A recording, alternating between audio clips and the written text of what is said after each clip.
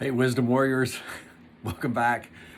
Today, Proverbs 8.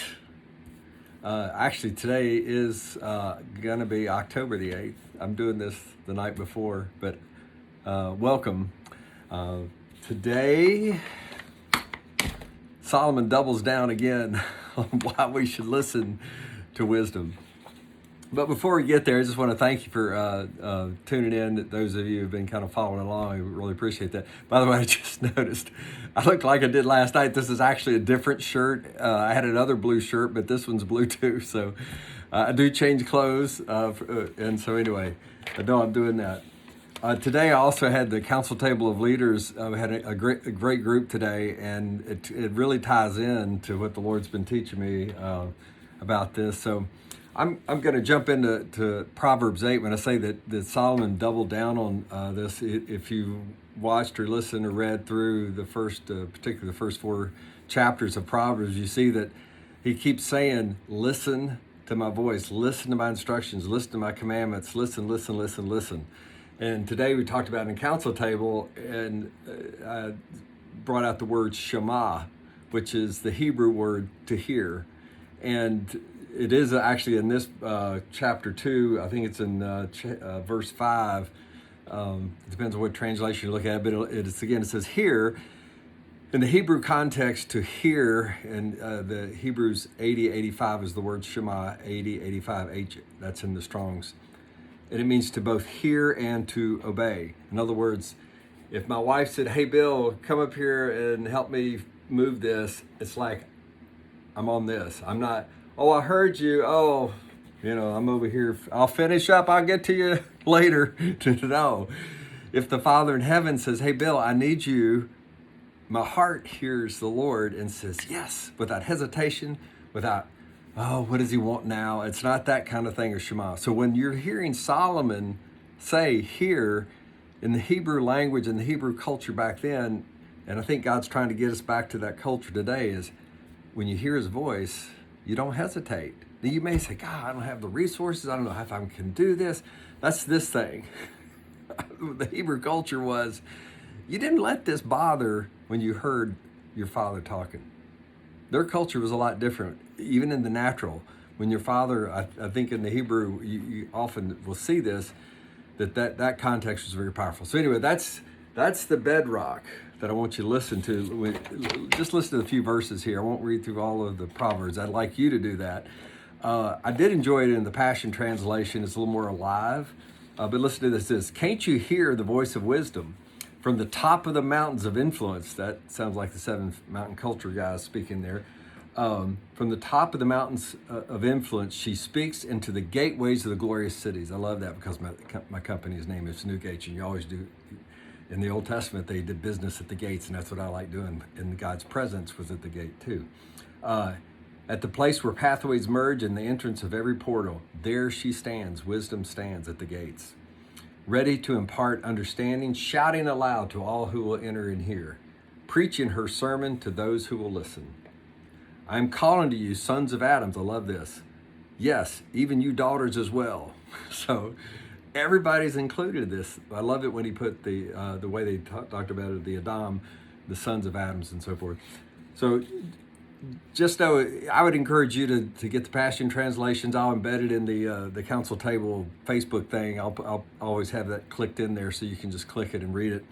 But in verses 1 through 9, he's doing this declaration again and just saying, listen to me, my declarations and my commandments are all true. Just believe them. Have faith, trust. You trust the Father. You're a son and a daughter. You're not an orphan. Get it right. In verses 10 through 13, he embellishes again what wisdom can do. It's, there he'll unpack the idea that wisdom is divine wisdom coming in. We have earthly wisdom, but this divine wisdom coming in, it gives you intelligence, it'll say. It will give you greater than knowledge, if you want to put it that way, facts that you probably wouldn't have known in the natural. And it also, at the end, which I love, and this is why today is really important in this month, I think why the Lord is wanting to do this, he's exposing the evil on the earth. He's uncovering. He told me this years ago that he was going to do this, and it's really awesome to watch, but it's scary in a lot of ways because we're all participating in this as we see things come out and people being indicted, things that we thought were true now are not true, things that we were trusting, all of a sudden we realized the underbetting was maybe not real. So I'm not getting political here, but the political process is all a part of this showcasing, and God is shaking everything can be shaken. So verses 10 to 13, we're doing that, and in 14 through 21, when he gets into this, he reiterates why, hey, if you apply wisdom to your life, and we did this in the attributes, if you listen, if you train yourself, if you encourage yourself in the Word, if you keep meditating, you keep listening to the Lord, trying to journal and that sort of thing, here are some things. Again, he says, I'm just going to repeat them. It says, I empower kings to reign.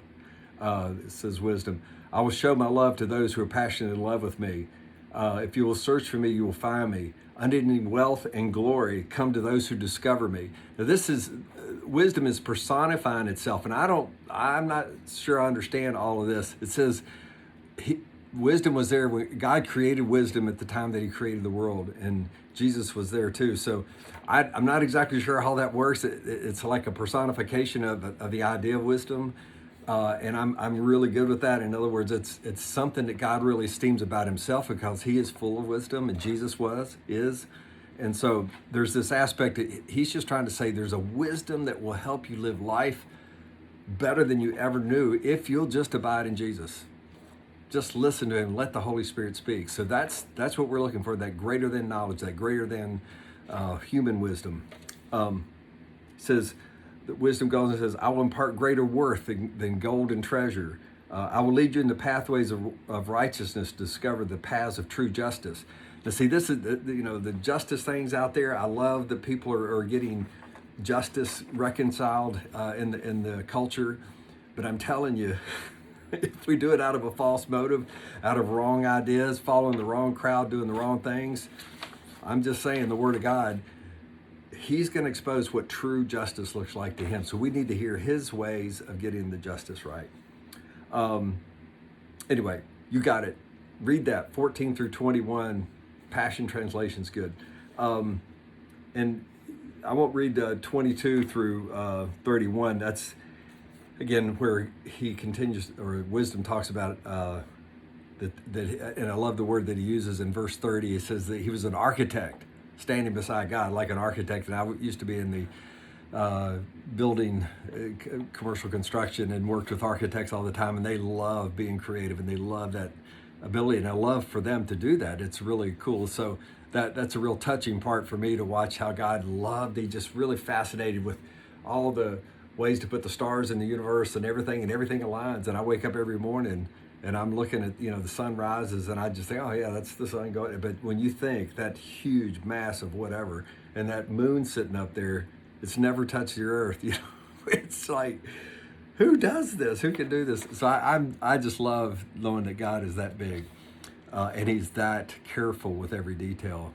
And even with me and you, every cell in our body is like a universe. It's like it's just doing crazy stuff. And He was the architect of you, and He made you perfect in His image. So that's why He likes us getting in tune with that architectural bent of Him, so that we can live out our design well. So that's why I think wisdom is important. So anyway.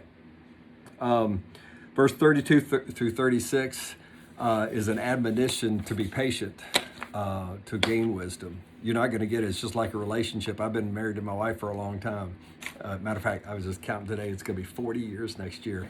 We got engaged when we were 9 and married when we were 10. Just kidding. Anyway, patient, but persistent in pursuing wisdom. So that's my encouragement to you today. Go back, do your own research on Shema, the 8085 word out of the Hebrew. It might impact you like it did me. That the culture of the Hebrew, the first language as we know on the earth.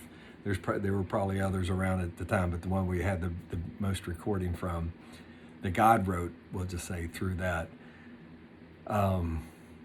He liked that hear and obey, and that's why I like listening with my heart more than my head when he's talking to me, because here I know it comes with love, and I will tend to hear it better here, because when fear comes at me and the confusion of the world and all that stuff, if I settle down here and say, Father, what are you saying? What are you thinking? What am I doing?